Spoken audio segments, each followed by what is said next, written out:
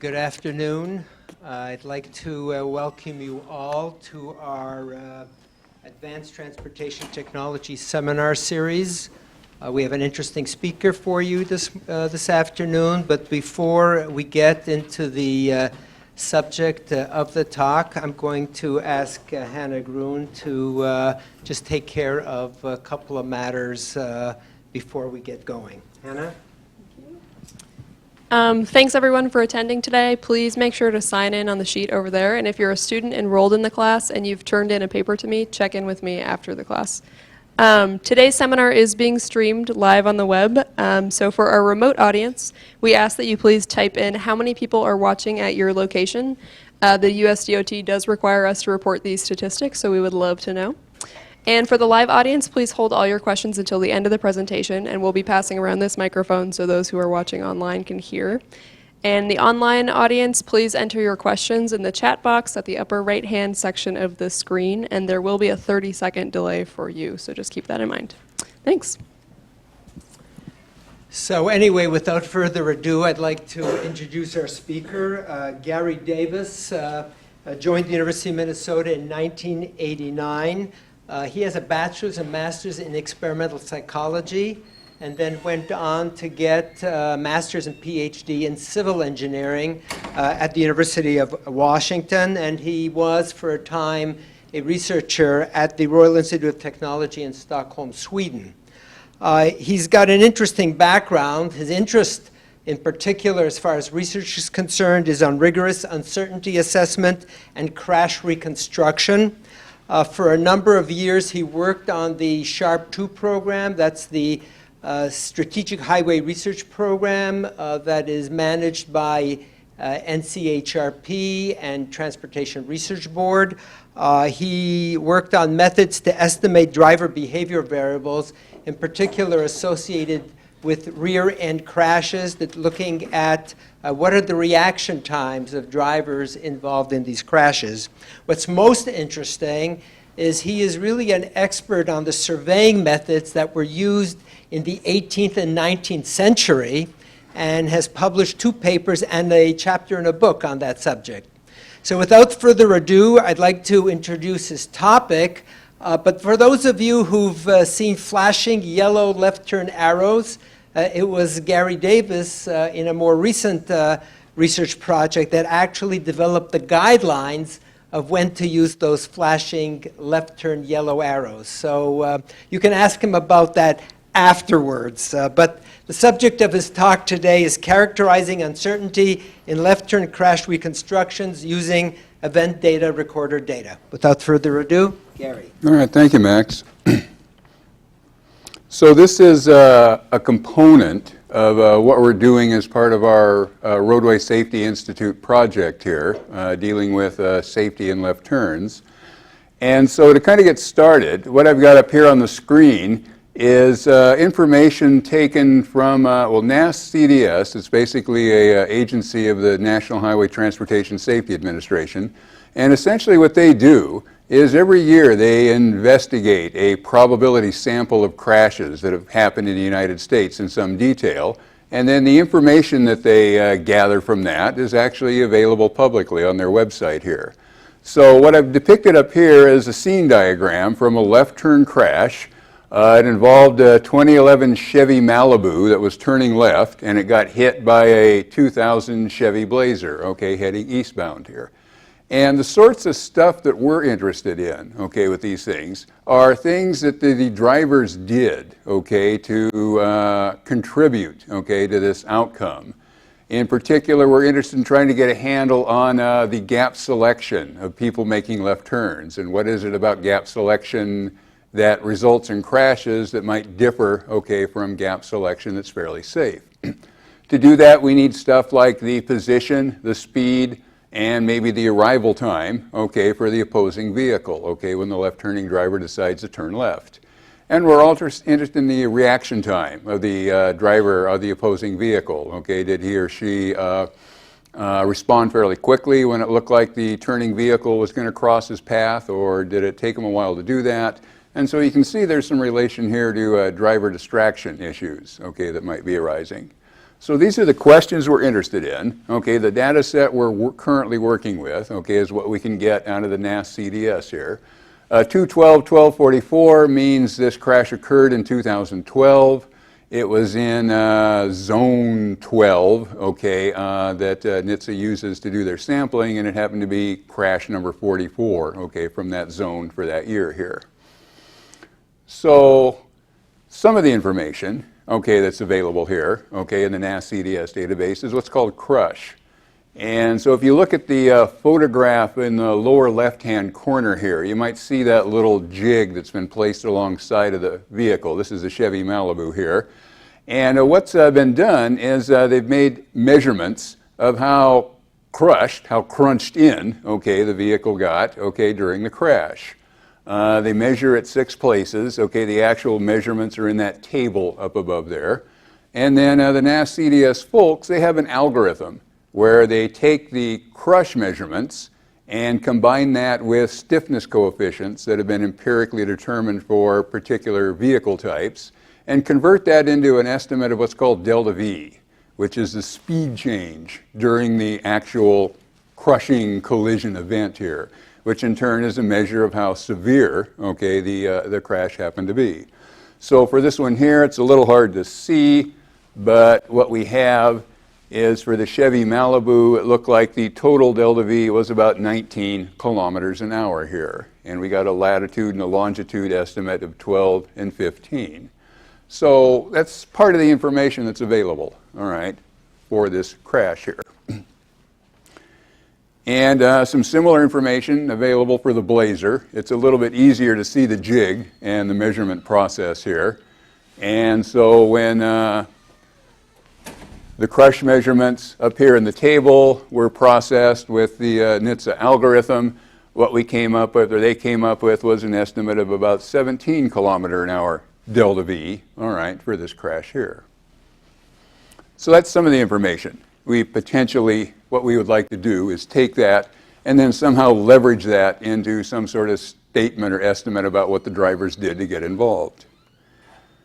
In addition, for these two vehicles here, there was information from the event data recorders, which is why we picked it, because we're interested in using this event data recorder information. All right, the event data recorders, they are, I guess we call them black boxes if you were in the airline industry. It's essentially what goes on, all right, is the system that controls the airbags, okay, also collects information about what happens to be going on in the vehicle, so it can make decision, okay, about whether it needs to deploy an airbag or not. Some of that information is saved, so it's available after the crash event. What I've depicted up here is the event data recorder pre-crash data from the Chevy Malibu. Now for the Malibu, that's what they call a deployment event, okay, which means that some sort of a restraint was actually deployed, in this case the airbag. So the airbag went off here. And so what we're seeing is, well, let's see, about 1 second before the crash, 2 seconds before the crash, 3, 4, and 5. Okay, what was going on immediately before the crash? We've got measurements of the speed of the vehicle. We've got information about the engine speed and RPMs, the percent to which the throttle is being engaged, is the brake on, let's see, accelerator pedal position, all right, and then was the ABS system on there. Now, just taking this at face value, this says something about what happened leading up to that crash. We look at this guy, this is the Malibu, this is the guy that's turning left. So, kind of traveling along at about, 6 miles an hour, not going very fast. The brake is on. Then here at about 3 seconds before the crash, okay, the brake goes off, the engine speed goes up, the speed goes up, and then about 1 second before the crash, what have we got? We've got 0 speed. The brake has gone on here. The ABS is engaged. What does it look like that guy's doing? Well, kind of creeping into the intersection, looking ahead, decides to go for it right around in here, And then my interpretation is just around in this region here, and he sees the oncoming opposing vehicle and tries to stop, okay, before hitting reaching the collision point, okay, unsuccessfully in this case here. So we got some story about how this crash occurred. And if we could take these numbers at face value, okay, we might even be able to leverage them into some stuff like estimates of reaction time and things. So this was a deployment event. The airbag went off. So in addition, we get this information here, okay, from the airbag control module, which is essentially the crash pulse.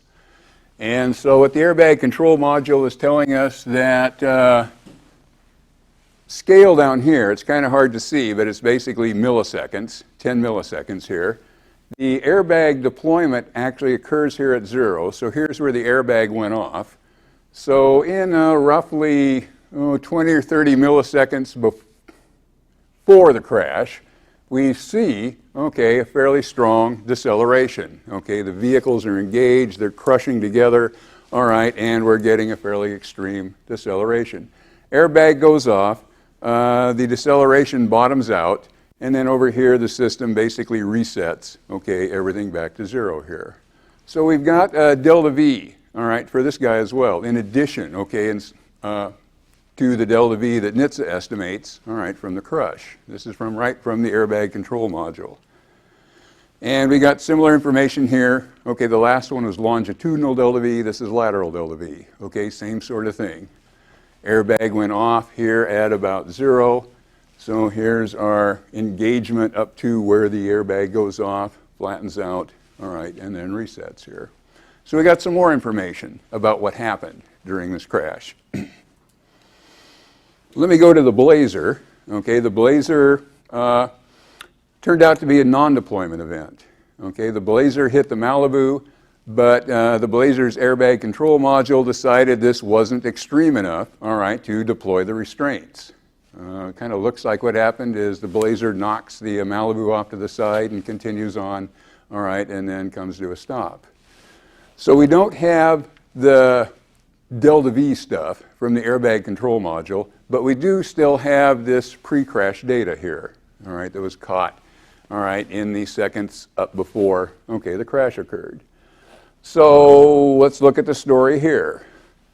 Cruising along about 40, 45 miles an hour here before the crash occurs.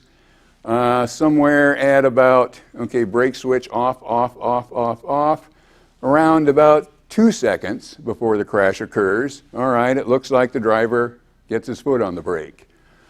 His speed's going down, and then sometime here after -1, the crash occurred. So again, that tells us something about what happened.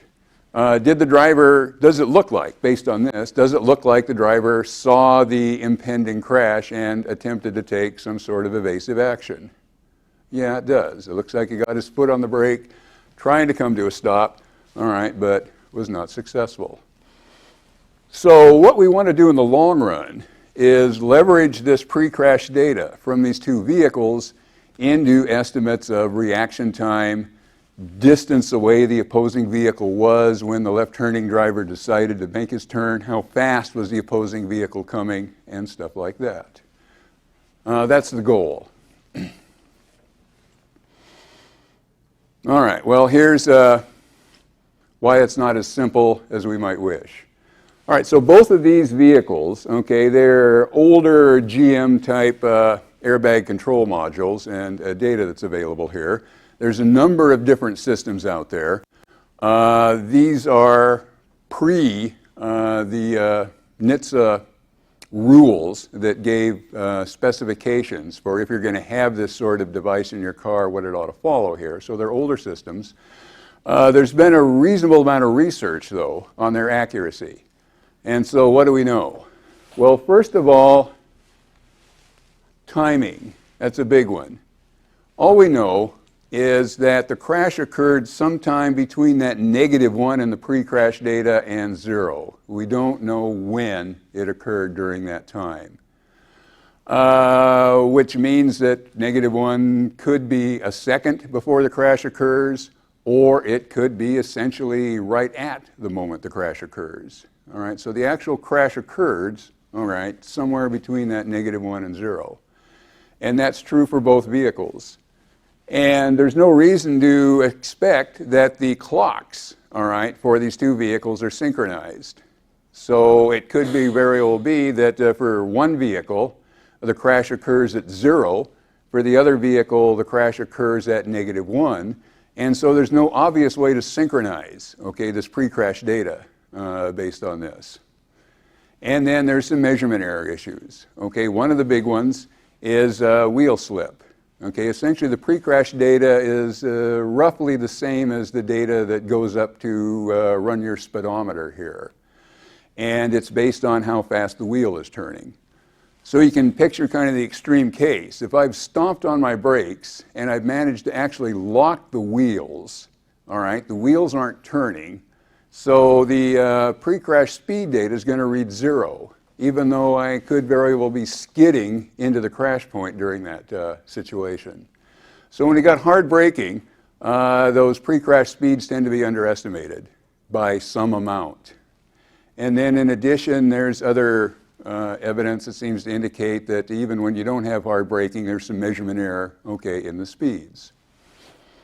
So what I'm going to talk about today is kind of like an intermediate step, okay, in our ultimate goal, which is getting at driver behavior. And that is, I'm going to talk about trying to estimate speeds at impact for the vehicles as a way of trying to narrow down this range of when the crash occurred. So if we can get an estimate of the speed of each vehicle sometime between that -1 and 0 point, that tells us something about roughly when the crash occurred. All right, so that's what I'm going to address today, is how we're going about doing that. If we can do that, well, what do we do with it? Okay, well, first of all, again, it should help us narrow down and synchronize, okay, the clocks from the two vehicles. It's a check on the EDR pre-crash data. And again, we want to assess the uncertainty. Okay, we don't want to just come up with a number, but we want a reasonable range, okay, of where that is. So let me do a sidetrack. Okay, kind of a quick introduction to crash reconstruction. Simplest sort of case. We've got a vehicle, all right, braking to a stop. The driver skids to a stop, and we're left with a skid mark, okay, that we can measure off the pavement. That's of length D here. We take that measurement and relate it to a very simple braking formula that gives the distance needed to brake to a stop when we're decelerating at a rate of mu times g, where mu is a friction coefficient. So we've got a simple physical model that tells us how far we skid before we come to a stop. We've got a measurement of the skidding distance, so we invert that. All right, and so now we've got speed on the left-hand side, measured distance on the right-hand side. And so I take a measured distance of 75 feet. I take a friction coefficient that I'm willing to accept, describe the road and tires at that situation, and those give me an estimate of the vehicle's speed at the start of the skid, 59 feet per second. So that's kind of the essence of a crash reconstruction computation here. We've got a physical model that relates inputs to outputs that are measurable. We somehow invert that to be able to take measured outputs and infer, okay, one or more of the inputs here. Now, it could be that rather than precise measurements, we've got uncertainty. All right, so suppose we don't really know exactly how long that skid mark was. All we know is between 65 and 85 feet. Skid marks, they kind of fade in, okay, as they appear on the pavement, so sometimes it's pretty hard to tell exactly when they start. So this is the best we've got. We don't really know what the friction coefficient was. 0.55 to 0.9 is a reasonable range for a dry pavement and tires that are in good condition, okay, and that's all we're willing to assume, so we'll go with that range.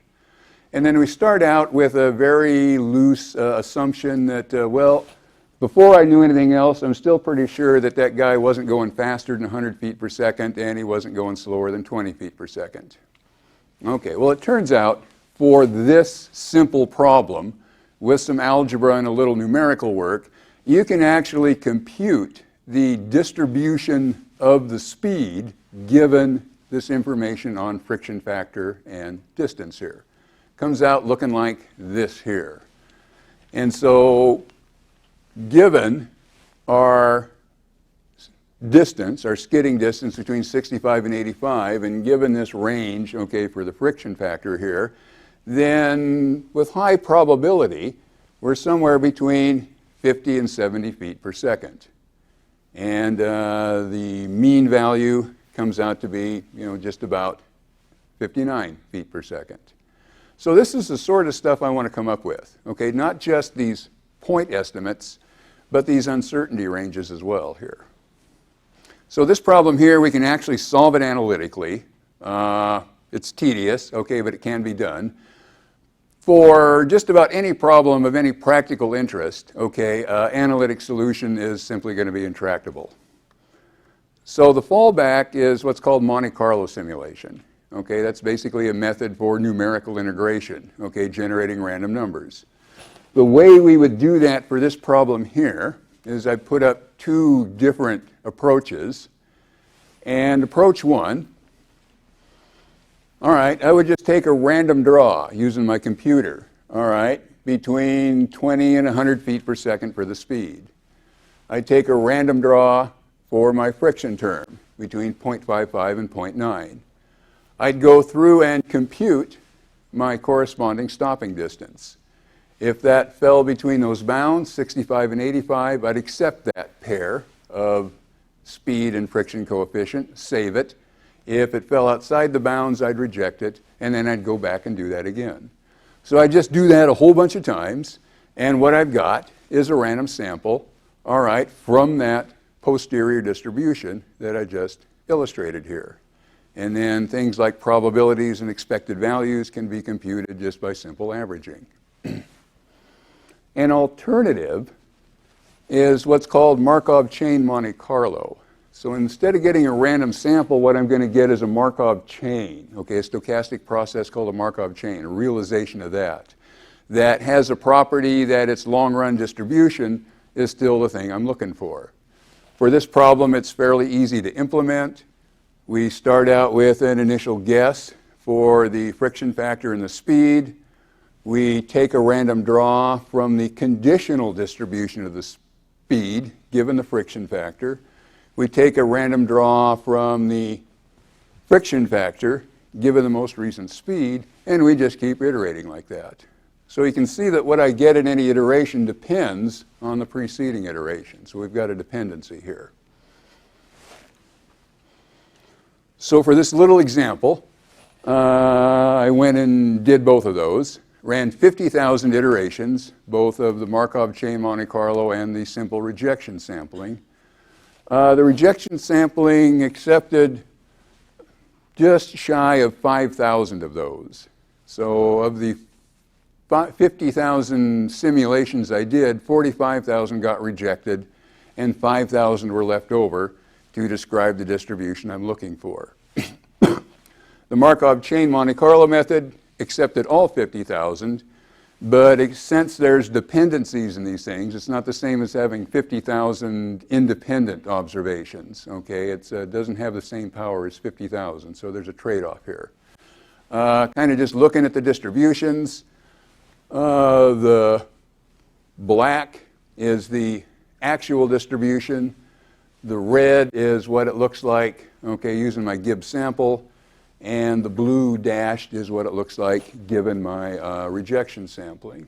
So the Gibbs sampling does a pretty good job of rematching that distribution. The rejection sampling, not so good here, I guess. And this is not a typical result. So now we're going to go back to planar impact crashes. All right, so we had a simple skidding to the stop. Now we're going to go back to the crashes we're interested in. Two vehicle crashes hitting on essentially roughly a flat surface, at least during the few milliseconds that the crash is actually occurring here.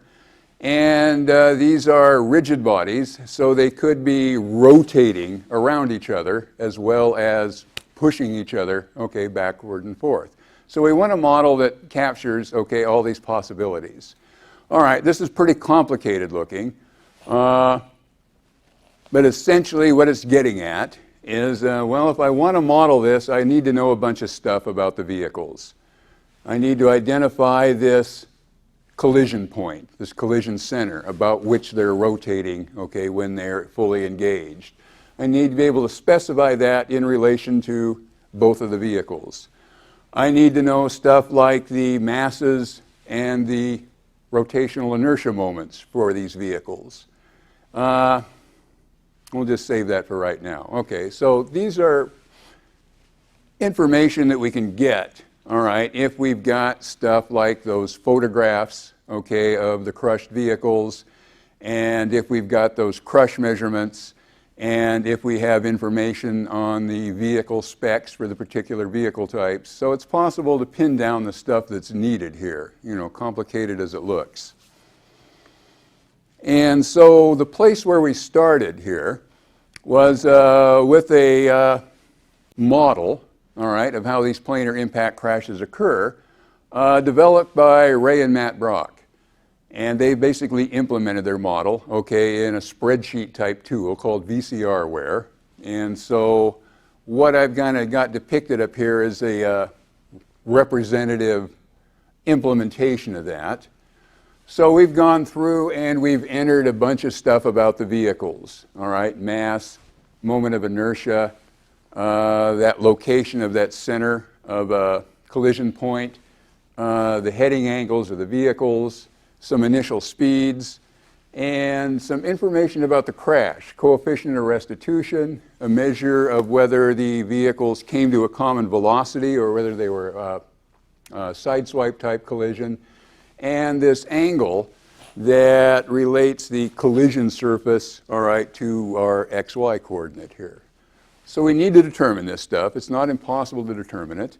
And then they have a fairly complicated set of equations that basically takes this stuff as input and gives us speeds immediately after the collision as the vehicles are departing the collision point, okay, as its output. And they give us some other stuff. One of the things they give us is predictions of delta V in the lateral and longitudinal directions for both the vehicles.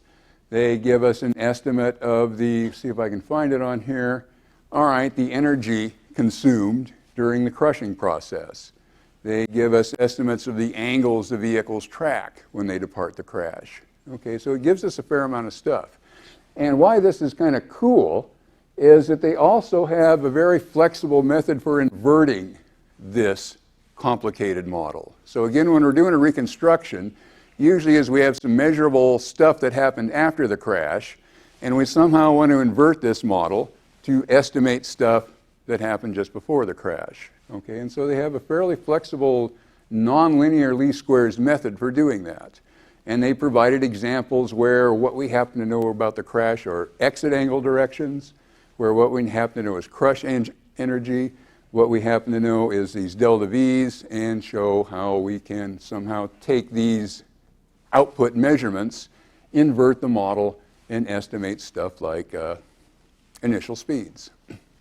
So that was our starting point.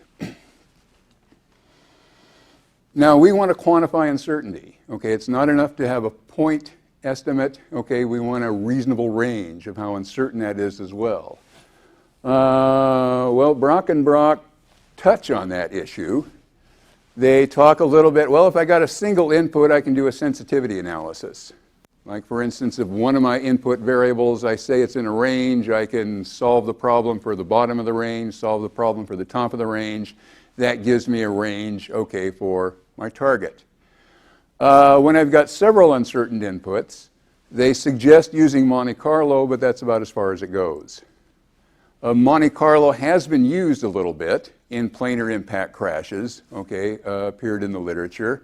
Both of the examples I've been able to dig up were fairly simple, where we didn't have a lot of rebound in the vehicles, where we didn't have a lot of rotation, and they used rejection sampling and generally found around 2% acceptance rates for those. All right, what we want is something more general. We want to take the general Brock and Brock model and do Monte Carlo type stuff with it to do our uncertainty assessment. And so the way we did it was to go through and basically dig out all their equations, implement them in a Markov chain Monte Carlo code called WinBugs, and then use that to do our reconstructions. So some examples. All right, this RICSAC down here, RICSAC, stands for Research Input for Computer Simulation of Automobile Crashes. It was a set of stage crashes conducted by NHTSA back in the 1970s in order to get data to test and validate crash simulation models. So here's an example. It was test number 9, where a Honda Civic, all right, hits a Ford Torino, okay, mid-70s model years for both of these vehicles. All right, this is example 7.5, okay, from Brock and Brock's book. And what they did was they used information from this stage collision to estimate a coefficient of restitution, okay, describing how much rebound there was in the crash. And so they took as data these exiting speeds for the two vehicles here. And so when we implemented it, we treated these as having measurement error with a standard deviation of 1 foot per second. We started out by assuming the restitution coefficient was uniform between 0 and 1, which is its smallest and largest possible value. Okay, 0 means essentially a completely plastic collision, 1 means a completely elastic collision, and then stuff in between, all right, is stuff in between. And so we ran it in WinBugs. Our estimate for the restitution coefficient came out to be about 0.35 with a 95% certainty range of 0.25 to 0.46. And the nonlinear least squares estimate that Brock and Brock came up with was 0.355. So this gave us some confidence, okay, that our model was, at least didn't have any gross errors in the equations, okay, missing minus signs and stuff like that. So we went on to another example. All right, this is RICSAC number 7, a collision between a Chevy Malibu and a Volkswagen Rabbit. And the exercise this time was to estimate the initial speeds of both of these vehicles. And the assumed data, the measurements that we had, was a delta V in the x direction, the longitudinal direction, all right, for vehicle 1, and then an estimate of crush energy for the two vehicles together here. So this is what we assumed we knew, all right, and then I set these standard deviations to roughly reproduce the variations that Brock and Brock assumed, ran our WinBugs code, and so our estimated speeds, about 42.6 feet per second for both of them. The nonlinear least squares, about that same. And the actual measured values for the crash, since this is a stage crash, we knew what those are. All right, turned out to be 42.7. So it looks like we hit it pretty close. The thing to notice is for vehicle 1, the uncertainty range is about, from 40 to 45 feet per second. Whereas for vehicle 2, it's somewhere between 27 and 58.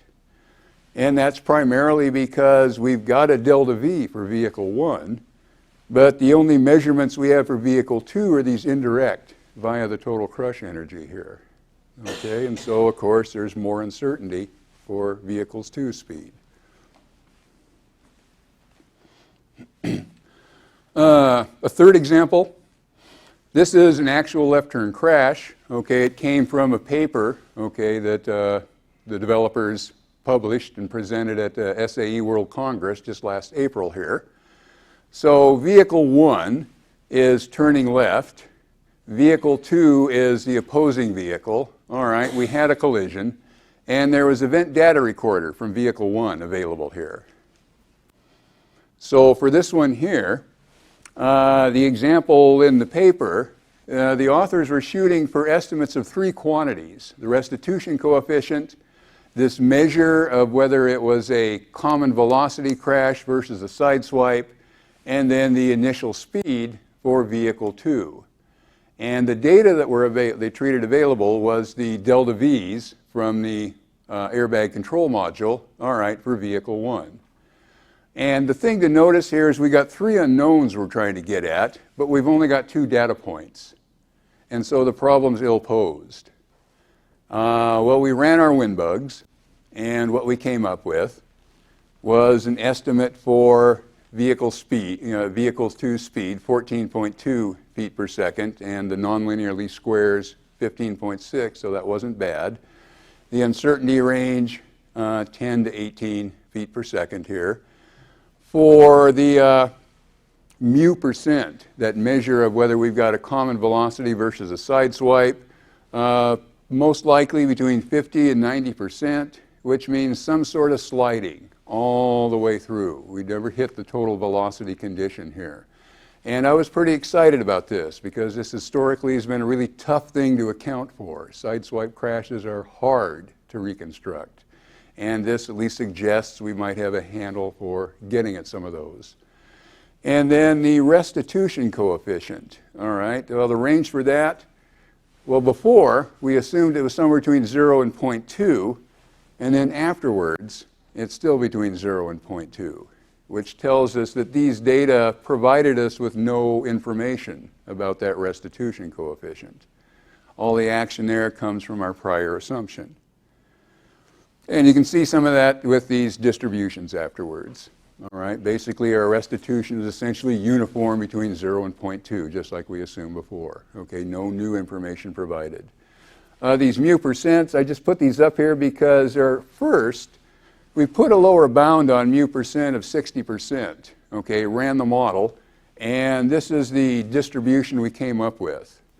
Okay, and so when you see this sort of truncation here, okay, what that tells us is the data is really trying to tell us that 60% is too rigid. We need to relax it here.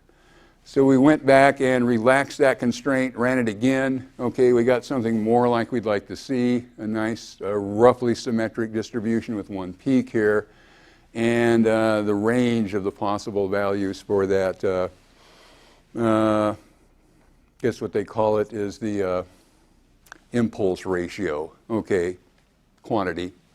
All right, looks more reasonable. So finally, okay, coming back to our NAS CDS case that we started out with, where again we got the Chevy Malibu turning left, the Blazer coming this way, they collide, okay, and the Blazer stops here, the Malibu ends up over here. So what we want to do is, again, I want to estimate, well, first of all, from the EDR pre-crash data, okay, it seems fairly safe to assume that the driver of the Malibu came to a stop before the collision. If you remember back that pre-crash data, he's starting to accelerate, and then at time -1, okay, his speed's down to 0, and he's decelerating to 0 from a fairly low speed. So we worked on the assumption, okay, that the Malibu had come to a stop, okay, and had an initial speed of 0 at the moment of the crash. And we want to estimate the speed of vehicle 2, the Blazer. I put up a number of these features that we have to measure from the crash scene. In all the examples I've shown so far, these were treated as known with certainty. Now we're putting some uncertainty bounds on those. Okay, we're not treating those as known with certainty. Our orientation angles, okay, for vehicle 1, okay, we got a 10-degree range of uncertainty for that. For our features describing the location, okay, of the collision center, we've got some uncertainty on that. And we put some uncertainty on our masses and getting brain fade. I can't remember what the term is called. Okay, moment of inertia, all right, for these guys. And it's also some uncertainty on the restitution coefficient and on this orientation angle. So this is something different, okay? We've not only just allowed uncertainty in one of the inputs, we've allowed uncertainty on a whole range of these inputs, which as far as I know is kind of a first, okay, for this sort of stuff.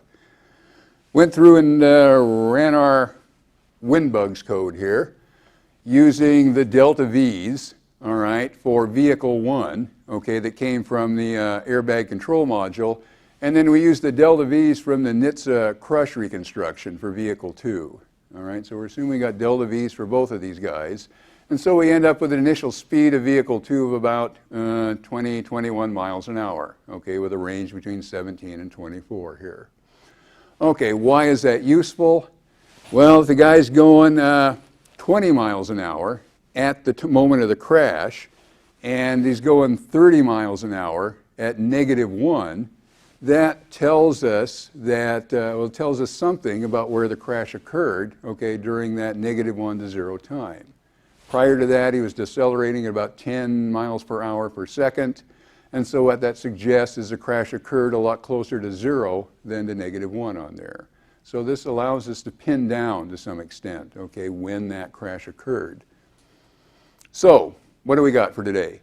All right, our objective was a reasonably general method for estimating impact speeds from event data recorded data in left turn crashes. All right, that's our short run objective. The long run objective is estimates of what the drivers are doing in these crashes.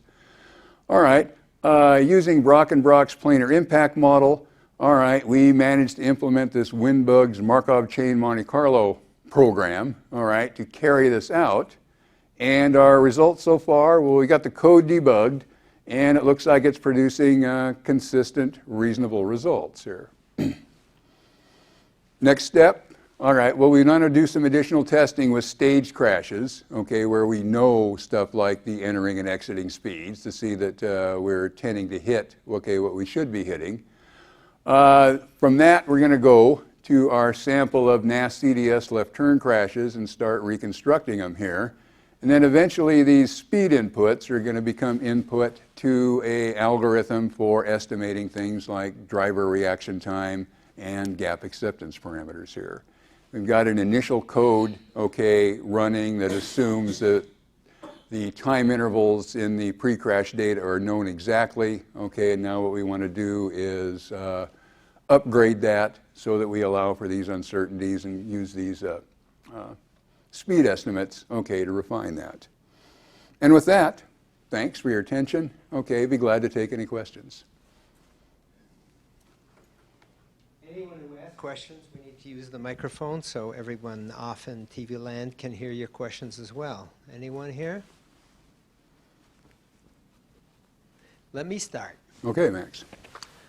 If we talk about future EDRs, why not have a GPS tied into the EDR? Because for a number of reasons. One is it will provide you with a clock.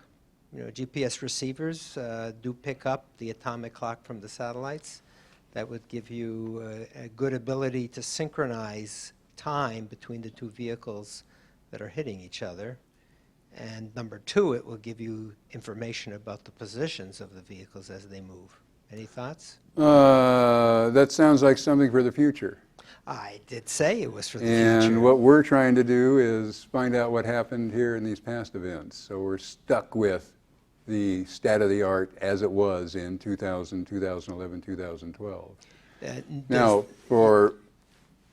one can't disagree with that. I know all kinds of issues arise, privacy issues and all that other stuff here, I guess. I just see that one as above my pay grade. Okay, that's for NHTSA and the auto companies and all this Homeland Security people to hash out, okay, as they best see the best way to do it. And whatever happens, okay, assuming I'm still around, okay, I'm sure we'll be able to find a way to use that, okay, to learn something interesting. I believe in Europe they now have standards that include dash cams, cameras that are part of the EDR. I don't think we use them in this country. Not that I know of. You know. Okay, I haven't encountered any. Anyone else? I thought I'd ask a few questions maybe to get people thinking about their own questions. Anyone from off campus?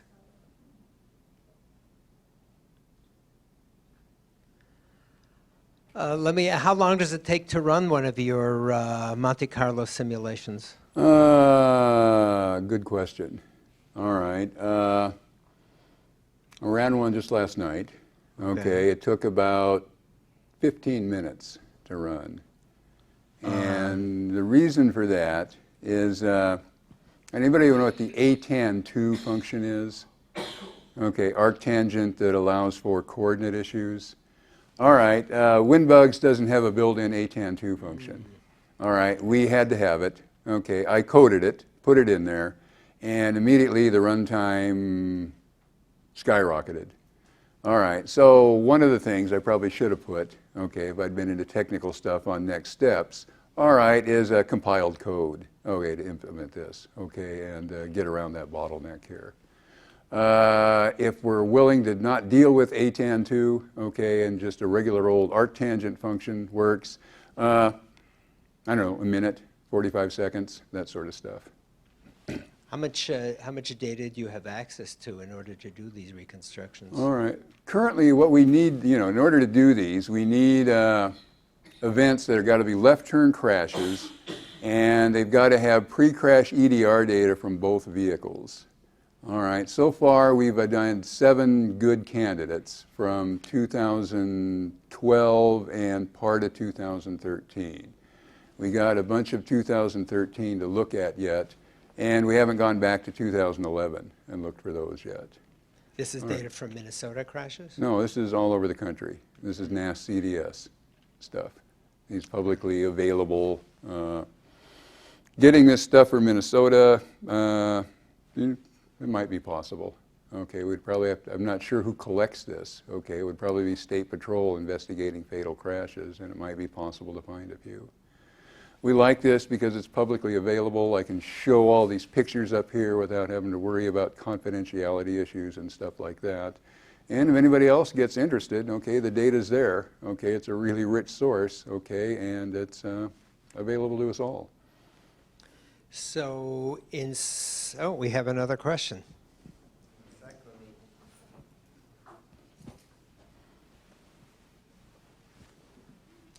Yeah, I'm curious why you have an interest in this.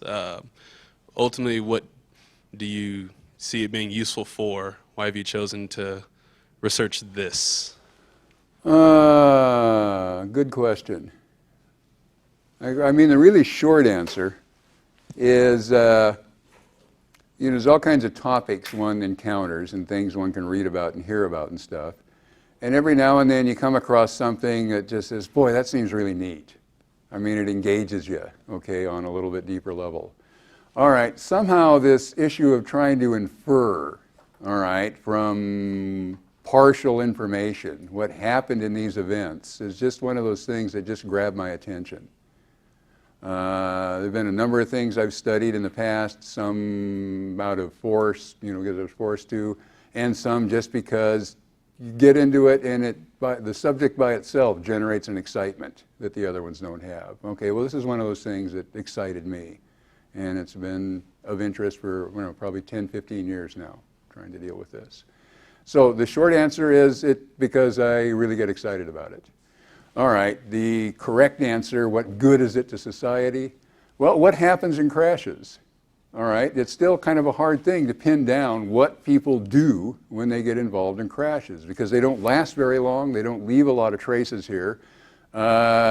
People's memories aren't quite what they ought to be after the fact. And so it's still kind of an interesting question, trying to say exactly what happened in a crash. And so that kind of intrigues me. In the long run, if I actually had a set of reconstructed crashes with all these driver behavior variables, okay, reliably estimated, one thing I could do with that is say, well, suppose this guy had some sort of collision warning system in place, and I could model the effect of that collision warning system. And I could go through that list of crashes, and I could estimate the fraction that would have been prevented if that system had been in place. All right, so in the long run, a database that would support that sort of thing, okay, is something that could be produced.